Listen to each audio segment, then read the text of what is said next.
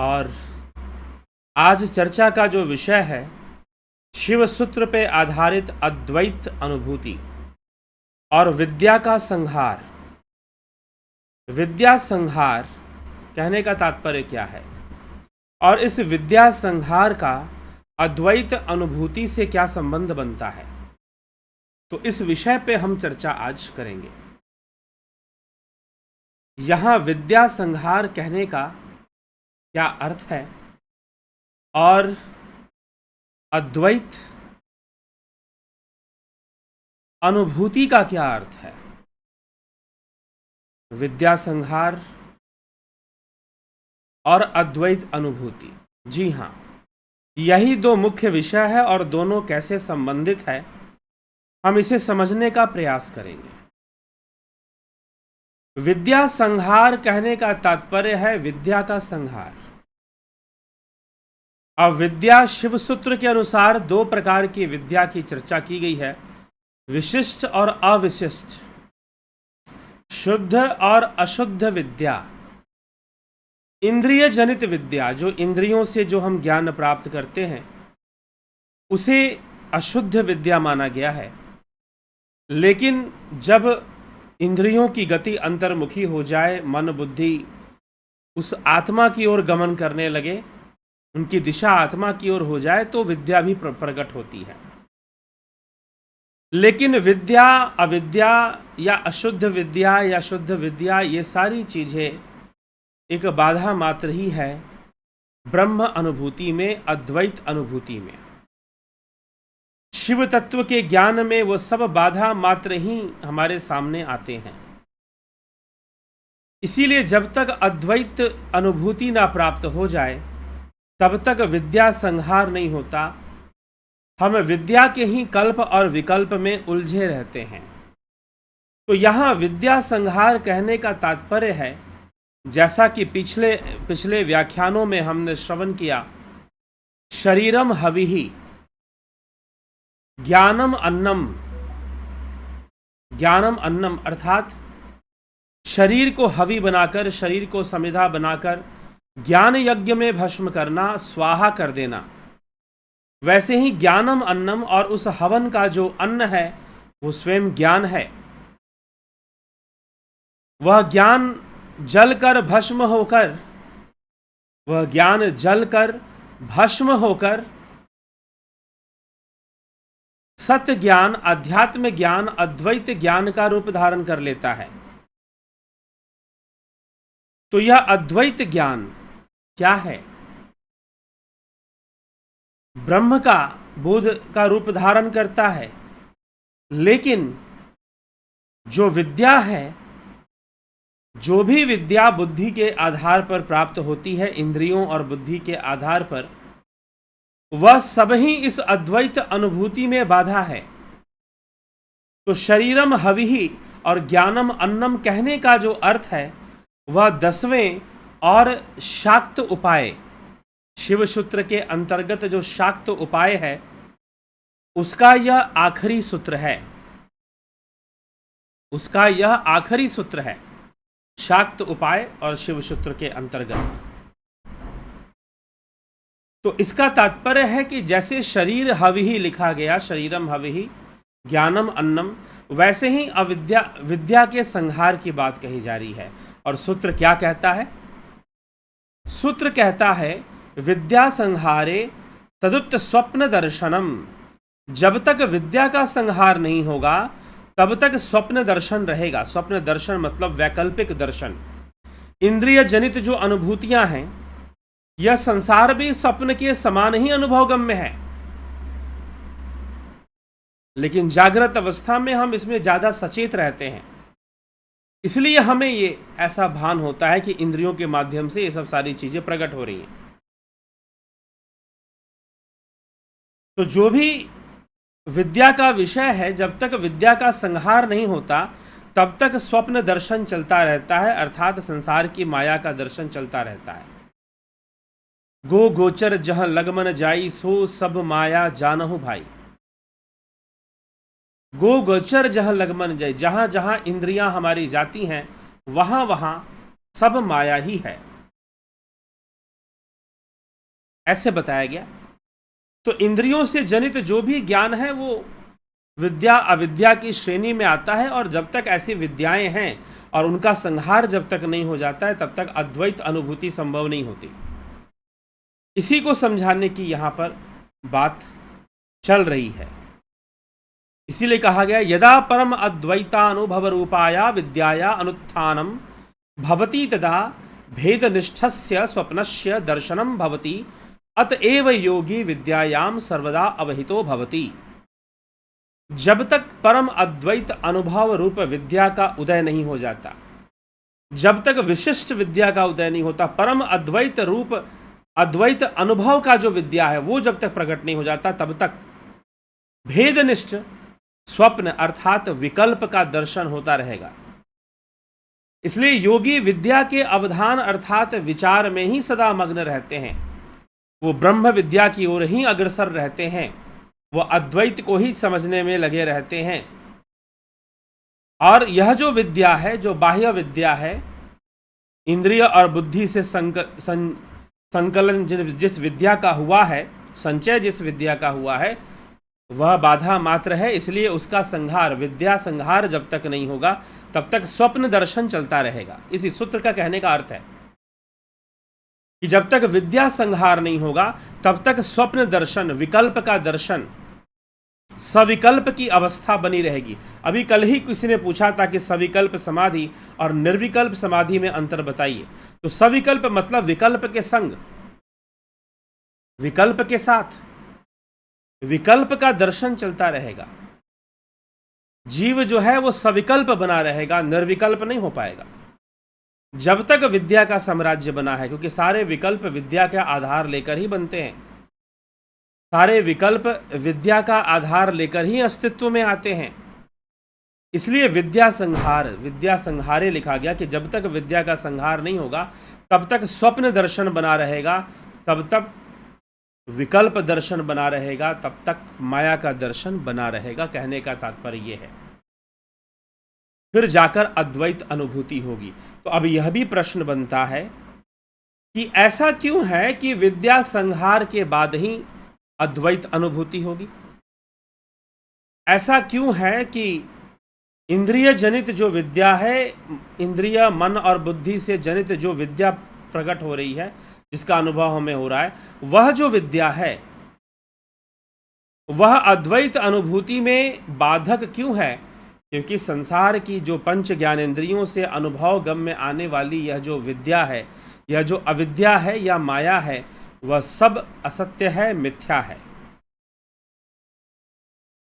मिथ्या है, मिथ्या मतलब उसका स्वरूप वैसा नहीं है जैसा वो हमें इंद्रियों से दिखाई दे रहा है, या जैसा हमें इंद्रियों से अनुभव गम हो रहा है, उस अद्वैत का वैसा स्वरूप नहीं है।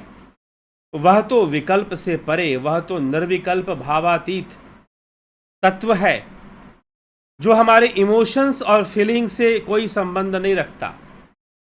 वह बियॉन्ड भावनाज है, बियॉन्ड थॉट्स है। वो ब्रह्म जो है, हम पूरी तरह से जब एकाग्र हो जाते हैं, अपने सारे विचारीय शक्ति को, सारे मन की शक्ति को हम फोकस कर देते हैं और दूसरे विचारों को ग्रहण करने में अपना समय बर्बाद नहीं करते, तो उस अवस्था में अद्वैत अनुभूति संभव हो पाती है जब इंद्रिय जनित, बुद्धि जनित विद्या का संहार हो जाए, उसका निरोध हो जाए। योगश्चित्त वृत्ति निरोधा, चित्त वृत्तियों का निरोध हो जाए, मन पूर्णतः शांत हो जाए, तब निश्चय ही जाकर, जब ऐसी शांति और ऐसा निरोध मिल जाता है कि मन शांत हो जाए, तब निश्चय ही जाकर अद्वैत अनुभूति कर पाना संभव हो पाएगा।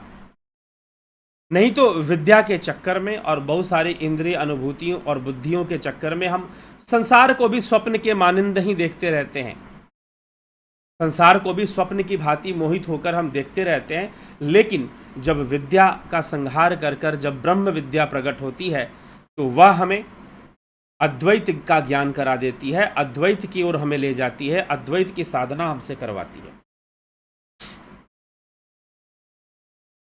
ठीक है, तो हमें ये समझने की आवश्यकता है, ये हमें समझने की आवश्यकता है। तो इसीलिए जो अविद्या का विषय है, जो सांसारिक विद्या का विषय है, उसके संहार की बात यहां पर की जा रही है। जो इंद्रिय जनित सेंसुअल विद्या का विषय है, उसको संहार कर देने से मन से परे, बुद्धि से परे, जैसा कि निर्वाण अष्टकम में लिखा गया, मनोबुद्धि अहंकार चित्तानि नाहम शिवोहम शिवोहम शिवोहम शिवोहम।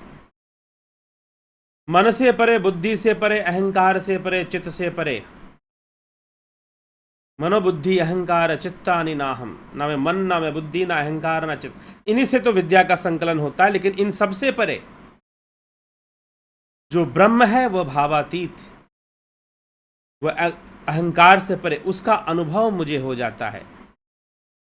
वहां जाके ब्रह्म विद्या प्रकट हो जाती है और जो विद्या है उसका संहार हो जाता है। ठीक, तो हमें इस प्रकार से विचार करते हुए इस विषय को समझना चाहिए कि अद्वैत अनुभूति कब होती है। क्योंकि अद्वैत में कोई भेद नहीं है, क्योंकि जहां भेद होगा वहां अद्वैत टिकेगा नहीं, वहां तो कई चीजें बन जाएंगी। तो फिर अद्वैत कैसे बोलोगे? अद्वैत में कोई भेद नहीं है, अद्वैत में कोई अंतर नहीं है, अद्वैत में कोई परेशानी नहीं है। तो जो अद्वैत है वो शब्दातीत, भावातीत अवस्था में ध्यान योग के द्वारा प्राप्त होता है। ध्यान योग के द्वारा वह प्राप्त होता है अद्वैत। तो इसीलिए हमें अद्वैत को जानना है, और अद्वैत को जानने के लिए जो सांसारिक चीजें हैं वो बाधा उत्पन्न करती हैं। शुरू में चलिए प्रेरणा देने के लिए विचार भी अच्छे हैं, लेकिन वो बाधा उत्पन्न करती हैं, और अंततः हमें अपना परिवर्तन करना पड़ता है। उस बाधा से मुक्त होने के लिए हमें और अधिक अंतर्मुखी होना पड़ता है, और अधिक साधना की ओर आगे बढ़ना पड़ता है, और अधिक शांत होना पड़ता है, और अधिक प्रणव साधना और ध्यान योग करते हुए हम उसी ब्रह्म में लीन होते हैं। तो ऐसा ही प्रयास हमें करना चाहिए, और ऐसी प्रकार से ब्रह्म अनुभूति और अद्वैत अनुभूति की यहाँ चर्चा हो रही है। चलिए आइए इसी के साथ आगे हम देखते हैं आपके कमेंट्स। नवजोत नाथ जी, बहुत अभिनंदन है। कमलेश खैरनर, रविंद्र मकवाना, सीताराम माली, जितेंद्र साहू, अवनी प्रधान जी, नवजोत नाथ, हरीश डंगवाल, रूपलाल विश्वकर्मा, विष्णु चंद्र मौर्य, रमेश पेशवानी, आशा रानी, गणेश पवार, राम गोपाल जांगीर जी, गोविंद प्रसाद नीमा, सतीश मास्टर, उषा श्रीवास्तव, कन्हई कुमार, नवजोत नाथ। युधिष्ठिर ने जब हिमालय पर्वत से स्वर्ग गई तब वह कौन सा स्वर्ग था? स्वर्ग क्या था? राम गोपाल जांगीर जी, साक्षी और ब्रह्मा क्या फर्क है? साक्षी देखता रहता है, ब्रह्म नहीं देखता, इसमें क्या फर्क है? जी हाँ, साक्षी और ब्रह्म में तो फर्क है। साक्षी अवस्था है, तुरीय अवस्था है, और ब्रह्म तो तुर्यातीत है। शिवा शर्मा, राम प्रकाश, रचना जी,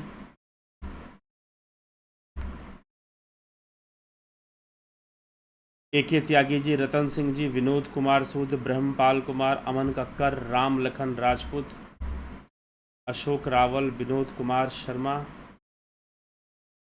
आदि कुशवाहा,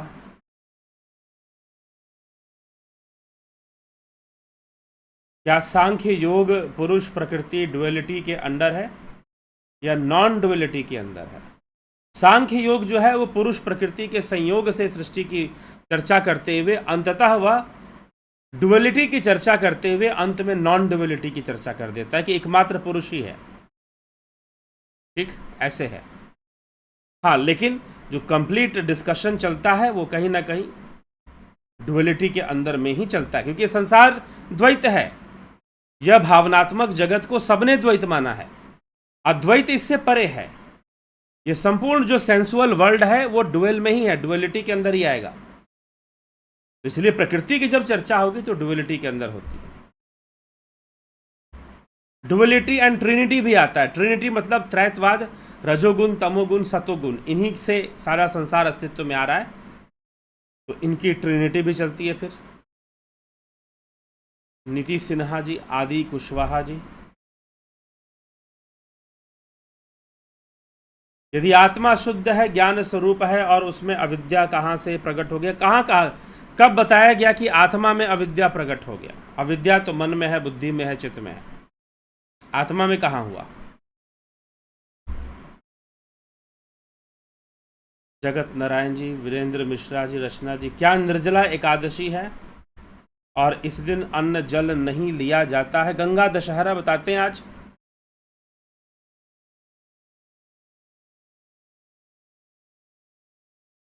जो लोग व्रत नहीं रखते उनके जीवन पर भी इसका प्रभाव पड़ता है। इतना ही प्रभाव पड़ता है कि उसका लाभ वो नहीं उठा पाते। बस जीवन जो चलता है वो चलते रहता है। अगर करते हैं तो कुछ लाभ भी मिलेगा, कुछ पुण्य भी मिलेगा। नाम नरसाराम जी, आदि कुशवाहा जी, जलाराम राय का, अमन कक्कर। गुरु जी, मंत्र साधने की कृपा, एक मंत्र लेकर अभ्यास की विधि बता सकते हैं प्लीज? अब अलग अलग व्यक्ति के साथ अलग अलग समस्याएं हैं, किसको क्या मंत्र चाहिए, किसको कैसा मंत्र सही रहेगा, ये एक अलग अलग विषय है। ठीक है, तो ये आपका व्यक्तिगत विषय है, तो व्यक्तिगत रूप से एक बार आप प्रश्न कर लीजिए इसका कि मंत्र साधने का क्या है। और मंत्र के बारे में भी ध्यान योग कोर्स में बताया जाता है। और ध्यान योग कोर्स जो लोग ज्वाइन करना चाहते हैं वो इस नंबर पर ज्वाइन करेंगे।